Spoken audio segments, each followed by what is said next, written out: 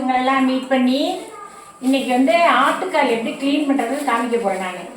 ஏன்னா இது ரொம்ப பேருக்கு டவுட்டாக இருக்குது. எனக்கே கொஞ்சம் டவுட்டாக தான் இருந்துச்சு. இப்போ தான் கொஞ்சம் கிளியர் ஆகிடுச்சு. எப்படி க்ளீன் பண்ணி ரொம்ப சிரமப்பட்டு க்ளீன் பண்ணுவேன். ஆனால் இப்போ இது எப்படி கொஞ்சம் நல்லா க்ளீன் பண்ணுறது எப்படி ஈஸியாக இருக்குங்கிறத இப்போ தான் நான் கண்டுபிடிச்சேன். அதனால் அதை உங்களோட ஷேர் பண்ண விரும்புகிறேன். வாங்க நம்ம எப்படி க்ளீன் பண்ணுறதுன்னு பார்ப்போம். வாங்க. ஒரு ஆட்டுக்கால் எங்கள் பையன் வாங்கிட்டு வந்துருக்காப்புல. எதுக்குன்னா ஆட்டுக்கால் சூப்பு ரொம்ப காலுக்கெல்லாம் நல்லது. நம்ம குலாஜின்னு நிறையா இப்போ எல்லாம் குலாஜின் பவுடர்லாம் வாங்கி சாப்பிட்றாங்க. இது நேச்சுரலாக குலாஜின் இருக்கும். இதை நம்ம எப்படி க்ளீன் பண்ணுறதுன்னு பார்ப்போம். எப்படி இதுலேருந்து நமக்கு தேவையான சத்துக்களை எடுத்துன்னு பார்ப்போம். இந்த பாருங்க ஆட்டுக்கால். இது 4 வாங்கியிருக்காப்புல. ஒரு ஆட்டுக்கால் இது ஒரு ஆட்டுக்கால் இருக்குது. அப்படியே இந்த பையில் இருக்குது. ஒன்று ஒன்றா எடுக்கணும். முன்னாடிலாம் நாங்கள் தண்ணியில் க்ளீன் பண்ணுவோம். தண்ணியில் க்ளீன் பண்ணும்போது சீக்கிரம் க்ளீன் ஆகாது. இப்போ என்ன பண்ணோம், சாதம் வடித்த கஞ்சி இதில் வச்சுருக்கேன். நான் அடுப்பில் போட்டுருக்கேன். தெரியுதா காமி? சாதம் வடித்த கஞ்சி இதில் நினச்சி க்ளீன் பண்ணும்போது சீக்கிரமாக க்ளீன் ஆகிடும். இதை இப்படி எடுத்துக்கிட்டே நம்ம இந்த இதில் இப்படி நினைக்கணும். நல்லா அடுப்பு எரியுது. நல்லா கஞ்சி சூடாகிருக்கு. வேற கத்தி இருக்கு பட்சத்தி அப்படின்னு இப்படி நம்ம நினச்சிக்கிட்டு நம்ம கொஞ்ச நாளையும் நினைக்கணும். இதை இப்படி நினச்சிக்கிட்டு இப்படி வச்சு இங்கே காட்டுங்க. இப்படி செய்யும்போது இங்கே பாருங்கள் எப்படி க்ளீன் ஆகுது பாருங்க. உருளைக்கிழங்கு மாதிரி அப்படியே வந்துடும். சரிங்களா? இதே தண்ணியில் நினச்சோம்னா இது மாதிரி ஆக மாட்டேங்குது.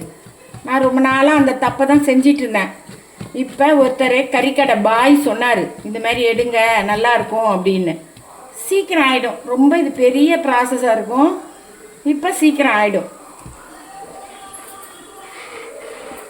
ஒரு கால் க்ளீன் பண்ணுறத காமிக்க போகிறோம். ஒரு கால் க்ளீன் பண்ணுறத காமிக்கிறேன். இதை பார்த்துங்க.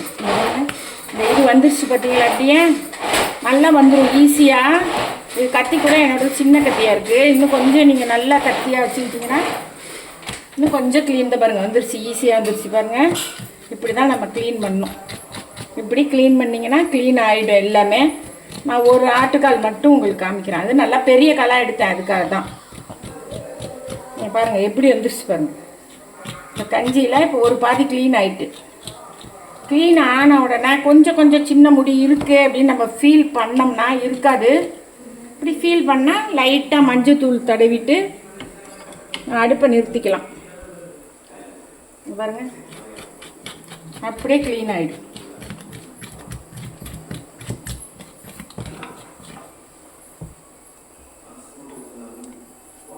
நம்ம அடுப்பு ரொம்ப பொங்குனுச்சுன்னா நிப்பாட்டிக்கலாம். அப்புறம் போட்டுக்கலாம். கேஸ் இல்லாத நேரத்தில் எதுக்கு நம்ம கேஸ் வேஸ்ட் ஆக்க வேண்டியதில்லை.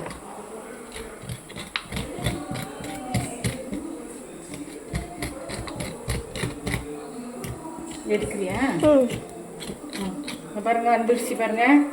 அப்படியே இந்த இது முனையெல்லாம் கொஞ்சம் நமக்கு வளைஞ்சு போகும். அதனால இதெல்லாம் நம்ம கையாலேயே கூட எடுத்துடலாம்.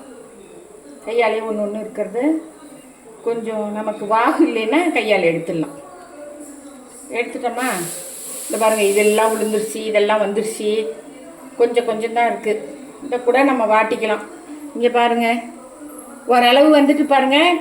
ஓரளவு இல்லை, 95% வந்துருச்சு. அதையும் நீங்கள் எடுத்துடலாம். இப்போ நம்ம லைட்டாக மஞ்சள் தூள் தடவிட்டு இதில் வாட்டலாம். எவ்வளோ சீக்கிரம் பார்த்தீங்களா? ஒரு 2 மினிட்ஸ் 3 மினிட்ஸ்லாம் ஆட்டுக்காலே சரி பண்ணியாச்சு. எல்லாத்துக்கும் காரணம் இந்த கஞ்சி தான். சாதம் வடித்த கஞ்சி தான். Bye bye. சேனல் பார்த்ததுக்கு ரொம்ப நன்றி. பாய்.